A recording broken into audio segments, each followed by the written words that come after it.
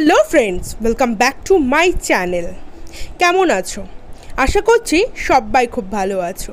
আমার নতুন একটা ভিডিওতে তোমাদেরকে স্বাগত। আমিও খুব ভালো আছি। কাল ছিল আমার মা বাবার অ্যানিভার্সারি।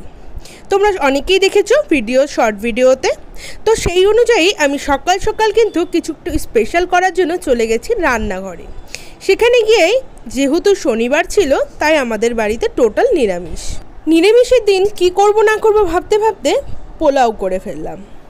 তারপর ছিল কাজু কিশমিশ দিয়ে পনির দিয়ে মুগ ডাল, বানিয়েছিলাম পনির কোফতা, আর ছিল পনির রসা।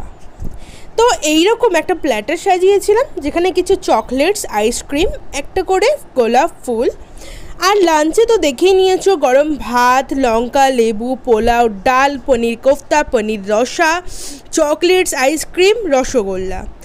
এই দিয়েই কিন্তু দুপুরের লাঞ্চটা মা আর বাবাকে একটু স্পেশাল ফিল করানোর চেষ্টা করলাম।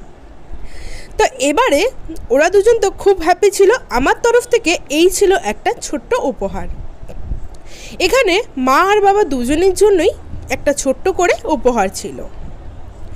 তো মা বাবা কিন্তু এই ছোট্ট উপহার পেয়েই খুব খুশি হয়ে গেছিল। আমরা এইভাবেই কিন্তু মা আর বাবার অ্যানিভার্সারিটা সেলিব্রেট করলাম। তোমাদের কেমন লাগলো কমেন্ট সেকশনে জানাও। ভিডিওটা ভালো